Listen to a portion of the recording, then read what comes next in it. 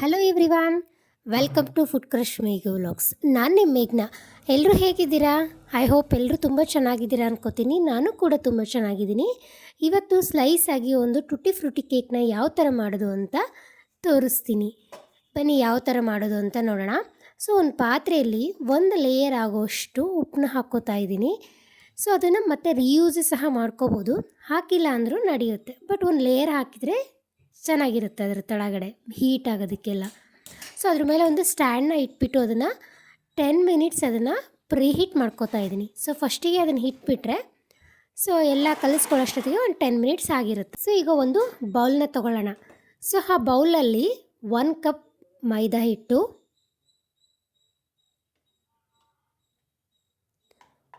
1 table spoon baking powder,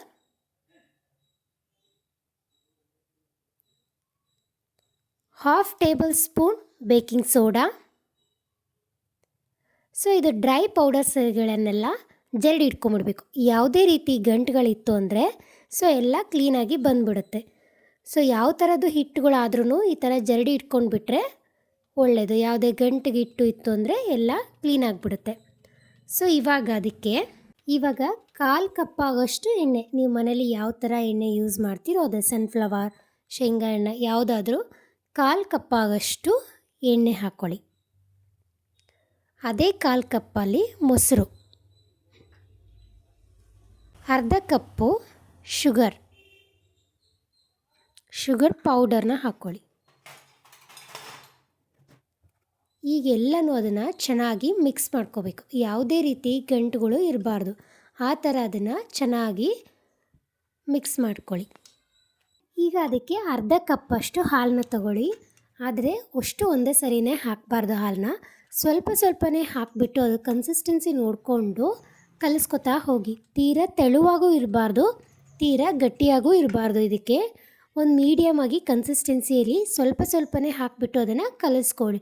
ನಾನು ಅರ್ಧ ಕಪ್ಪಷ್ಟು ಹಾಲು ತೊಗೊಂಡಿದ್ದೀನಲ್ಲ, ಅದಕ್ಕೆ 1/4 ಕಪ್ಪಷ್ಟು ಹಾಲಿನಷ್ಟು ನಾನು ಅದನ್ನು ಬಳಸ್ಕೊಂಡಿದ್ದೀನಿ. ನೋಡಿ, ಇದೇ ಥರ ಕನ್ಸಿಸ್ಟೆನ್ಸಿಯಲ್ಲಿ ನಾವು ಅದನ್ನು ಕಲಿಸ್ಕೋಬೇಕು. ಈಗ ಒಂದು 1/4 ಕಪ್ಪಷ್ಟು ಟುಟ್ಟಿ ಫ್ರೂಟಿನ ತೊಗೊಳ್ಳೋಣ. ಅದಕ್ಕೆ ಸ್ವಲ್ಪ ಹಾಕಿಬಿಟ್ಟು ಇನ್ನೊಂದು ಸ್ವಲ್ಪ ಉಳಿಸ್ಕೊಂಡು ಅದನ್ನು ಚೆನ್ನಾಗಿ ಮಿಕ್ಸ್ ಮಾಡ್ಕೊಳ್ಳಿ. ಇನ್ನೊಂದು ಸ್ವಲ್ಪ ಮೇಲ್ಗಡೆ ಹಾಕೋದಕ್ಕೆ ಬೇಕಾಗುತ್ತಲ್ವಾ. ಸೊ ಅದಕ್ಕೆ ಈಗ ಚೆನ್ನಾಗಿ ಕಲಿಸ್ಕೊಂಡ್ಮೇಲೆ 1 ಟೇಬಲ್ ಸ್ಪೂನಷ್ಟು ವೆನಿಲಾ ಎಸೆನ್ಸ್ನ ಹಾಕ್ತಾಯಿದ್ದೀನಿ. ನೀವು ಬೇಕಿದ್ರೆ ಪೈನಾಪಲ್ ಎಸೆನ್ಸ್ ಇದ್ದರೆ ಅದನ್ನು ಸಹ ಹಾಕ್ಕೋಬೋದು. ಇವಾಗ ಎಲ್ಲ ಕಡೆ ಚೆನ್ನಾಗಿ ಕಲಿಸ್ಕೊಂಡ್ಮೇಲೆ ಒಂದು ಬೌಲ್ ಅಥವಾ ಅಂದರೆ ಊಟದ ಬಾಕ್ಸ್ ಯಾವುದಾದ್ರೂ ಒಂದು ರೌಂಡ್ ಶೇಪ್, ಅದರಲ್ಲಿ ಒಂದು ಸ್ವಲ್ಪ ಎಣ್ಣೆನ ಸವರ್ಕೊಂಡ್ಬಿಟ್ಟು ಹಾಗೆ ಅದ್ರ ಮೇಲೆ ಬಟರ್ ಪೇಪರ್ನ ಇಟ್ಬಿಟ್ಟು ಸಹ ಸವರ್ಕೊಂಡ್ಬಿಟ್ಟು ಅದರಲ್ಲಿ ಹಾಕ್ಕೋಬೇಕು. ನಿಮ್ಮ ಹತ್ರ ಕೇಕ್ ಮಾಡೋ ಮೌಲ್ಡ್ ಇದ್ರೂ ಸಹ ಅದರಲ್ಲಿ ಸಹ ಹಾಕ್ಕೋಬೋದು ಇದನ್ನು. ಸೊ ಈಗೆಲ್ಲನೂ ಹಾಕೋತಾ ಇದ್ದೀನಿ. ಅದರಲ್ಲಿ ತುಂಬ ಹಾಕೋಬಾರ್ದು. ಇದರಲ್ಲಿ ಒಂದು 1/4 ಭಾಗದಷ್ಟು ಹಾಕ್ಕೊಂಡ್ರೆ ಸಾಕು, ಯಾಕಂದರೆ ಅದು ಆಮೇಲೆ ಉಪ್ಕೊಳ್ಳುತ್ತೆ. ಒಂದು 1/4ಗಿಂತ ಜಾಸ್ತಿ, ಒಂದು ಅರ್ಧ ಭಾಗದಷ್ಟು ಹಾಕ್ಕೋಬೇಕಷ್ಟೆ. ತುಂಬ ಹಾಕ್ಕೊಂಬಿಟ್ರೆ ಸರಿಯಾಗಲ್ಲ. ಸೊ ಅದ್ರ ಮೇಲೆ ಇವಾಗ ಮತ್ತೆ ಟುಟ್ಟಿ ಫ್ರೂಟೀಸ್ ಇರುತ್ತಲ್ಲ ಅದನ್ನು ಸಹ ಮೇಲೇ ಹಾಕ್ಕೊಳ್ತಾ ಇದ್ದೀನಿ. ನಿಮ್ಗೆ ಇಷ್ಟ ಇತ್ತಂದರೆ ಇನ್ನೂ ಸ್ವಲ್ಪ ಜಾಸ್ತಿ ಬೇಕಿದ್ದರೂ ಹಾಕ್ಕೋಬೋದು. ನಾನು ಜಾಸ್ತಿನೇ ಹಾಕ್ಕೊಂಡಿದ್ದೀನಿ. ಇವಾಗ 10 ಮಿನಿಟ್ಸ್ ಆಗಿದೆ, ಅದು ಪ್ರೀಹೀಟ್ ಮಾಡ್ಕೊಂಡಿದ್ದೀನಿ. ಸೊ ಇದ್ರ ಆಗೋಷ್ಟೊತ್ತಿಗೆ ಒಂದು 10 ಮಿನಿಟ್ಸ್ ಆಗಿರುತ್ತೆ. ಸೊ ಇವಾಗ ಅದರೊಳಗೆ ಇಟ್ಬಿಟ್ಟು ಮೇಲೆ ಒಂದು ಲಿಡ್ನ ಕ್ಲೋಸ್ ಮಾಡ್ತಾಯಿದ್ದೀನಿ.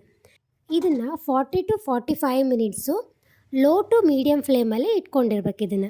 ಸೊ ಅದಾದಮೇಲೆ ಚೆಕ್ ಮಾಡ್ಕೋಬೇಕು. ಒಂದು ಕಡ್ಡಿಸ್ ಅಥವಾ ಯಾವುದಾದ್ರೂ ಸಹಾಯದಿಂದ ಚೆಕ್ ಮಾಡಿಕೊಂಡ್ರೆ ಅದಕ್ಕೆ ಅಂಟುತ್ತಾ ಇಲ್ಲೋ ಅಂತ ಗೊತ್ತಾಗುತ್ತೆ. ಸೊ ಇವಾಗ ಆಗಿದೆ cake, Tutti Frooti cake ready ಆಗಿದೆ.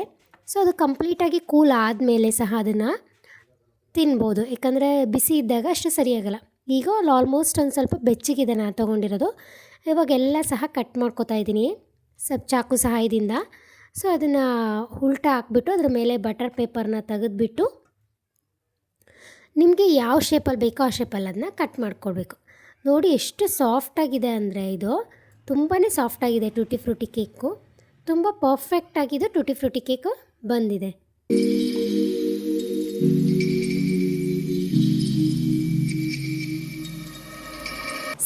ಸೊ ಇವಾಗ ಒಂದು ಸರ್ವಿಂಗ್ ಬೌಲಲ್ಲಿ ಹಾಕ್ಕೊಂಡ್ಬಿಟ್ಟು ಟೇಸ್ಟ್ ಮಾಡ್ಕೊಳ್ಳೋಣ. ಸ್ಲೈಸಿಯಾಗಿ ಕಟ್ ಮಾಡ್ಕೊಂಡಿದ್ದೀನಿ.